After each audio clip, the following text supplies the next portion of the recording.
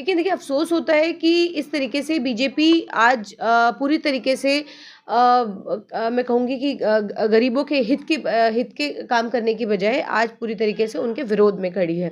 और आज जिन बांग्लादेशियों के नाम पर या जगह-जगह पर जिन लोगों को परेशान किया जा रहा है कि जगह-जगह छापेमारी की जा रही है, लोगों के घरों को उजाड़ा जा रहा है। 2014 के बाद से विकास की बात हुई थी कि विकास होगा, सबका साथ सबका विकास की बात हुई थी। लेकिन विकास तो नज़र नहीं आया, लेकिन जो विकास कांग्रेस के वक़्त में हुआ था, उस विकास को भी छीना जा रहा है, नौकरियाँ छीनी जा रही हैं। नमस्कार, मैं प्रियंका इस वक्त दिल्ली में हूँ। मेरे साथ आरफा खानम जी हैं, इनसे बातचीत करेंगे। सुप्रीम कोर्ट की वरिष्ठ वकील हैं और यहाँ बात हो रही है बिहार की।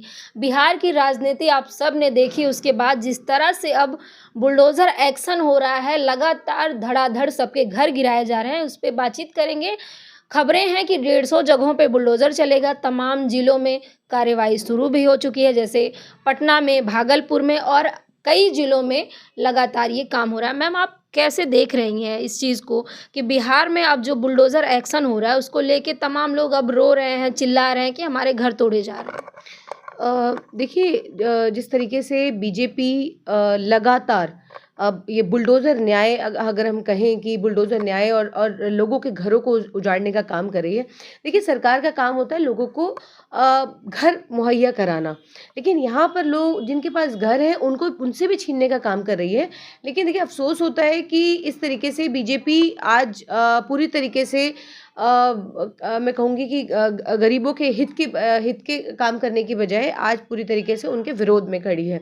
और आज जिन बांग्लादेशियों के नाम पर या जगह-जगह पर जिन लोगों को परेशान किया जा रहा है कि जगह-जगह छापेमारी की जा रही है, लोगों के घरों को उजाड़ा जा रहा है। तो देखिए कहना चाहते हैं कि 2000 आपको याद होगा नोटबंदी हुई थी और नोटबंदी के बाद 2014 के बाद से विकास की बात हुई थी कि विकास होगा, सबका साथ सबका विकास की बात हुई थी। लेकिन विकास तो नज़र नहीं आया, लेकिन जो विकास कांग्रेस के वक़्त में हुआ था, उस विकास को भी छीना जा रहा है, नौकरियाँ छीनी जा रही हैं, महँगाई का आप जानते ही हैं। तो इस सर्द रातें हैं, उन सर्द रातों में जिस तरीके से लोगों के आशियाने उजाड़े जा रहे हैं, देखिए अफ़सोसनाक है।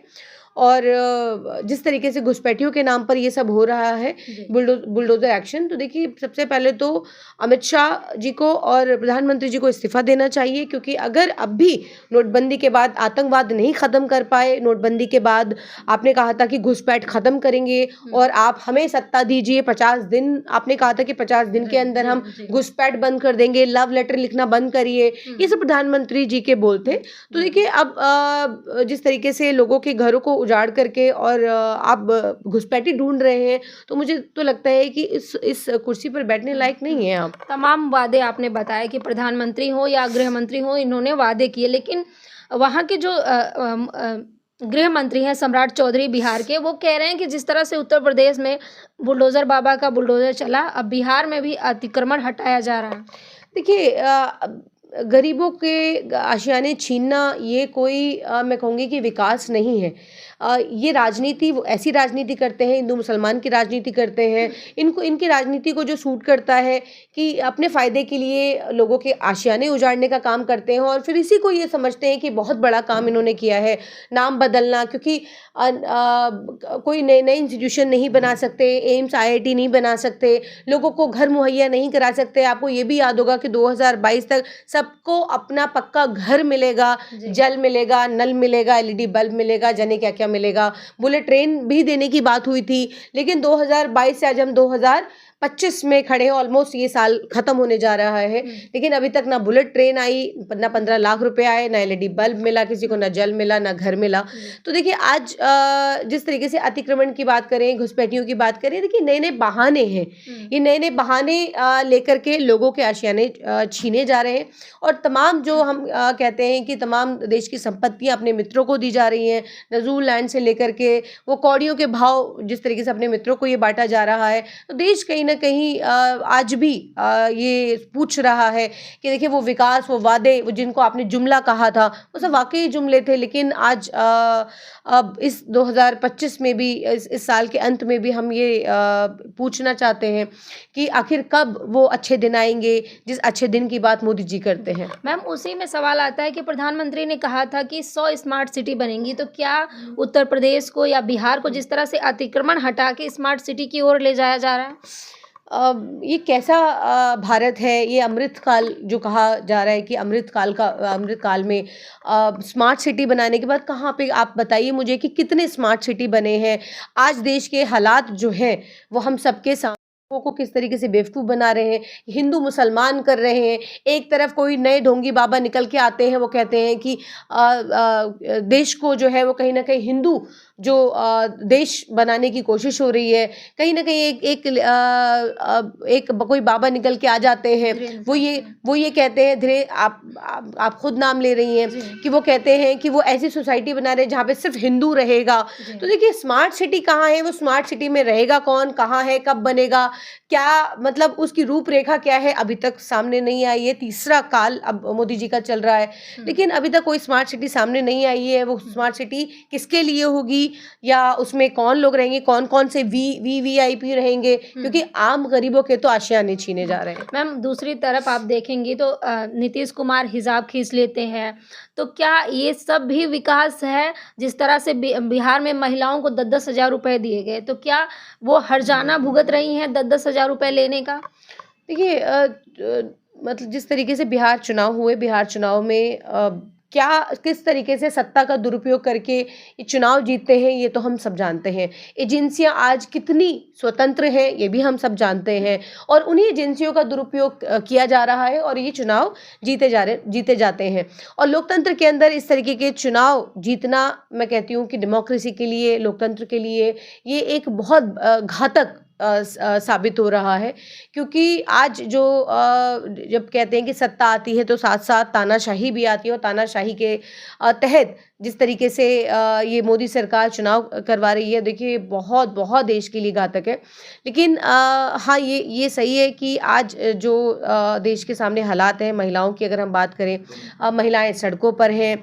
आज नीतीश कुमार की बात होती है तो नीतीश कुमार जी किस तरीके से औरतों के घूंघट या बुर्का खींचने का काम करते हैं और ठाके लगाते हैं, उनके सहयोगी ठाके लगाते हैं। उस पर एक उनके मंत्री कहते हैं कि हाथ तो नहीं डाला है, बुर्का ही तो खींचा है। तो देखिए ये देश की आज मैं कहूँगी कि स्थिति है कि यहाँ पर महिलाओं को लेकर के देश की आधी आबादी जिसके लिए ऐसी सोच, कहीं ना कहीं ऐसे जो पद पे बैठे हुए हैं उनकी ऐसी सोच पनप रही है। मैम, वहीं दूसरी तरफ देखेंगी तो जेडीयू में भी तो लगातार टूट हो रही है, जो है तमाम नेता आपस में ही लड़ रहे हैं। देखिए सत्ता के अंदर, राजनीति के अंदर बहुत सारी ऐसी चीज़ें होती हैं कि आपस में घर में, क्योंकि एक घर में हम रहते हैं तो एक घर में कलह भी होती है, लड़ाई झगड़े भी होते हैं और फिर मेल मिलाप भी होता है। तो देखिए सब चीज़ें होती हैं, लेकिन सवाल ये नहीं है, आज देश के अंदर सवाल और मुद्दे कुछ और हैं कि पार्टियां कहाँ आपस में क्या उनकी क्या कलह चल रही है। ये देश का मुद्दा नहीं है। मुद्दा आज वो बेटियां हैं जिनका नारा ये दिया गया था कि बेटी पढ़ाओ बेटी बचाओ।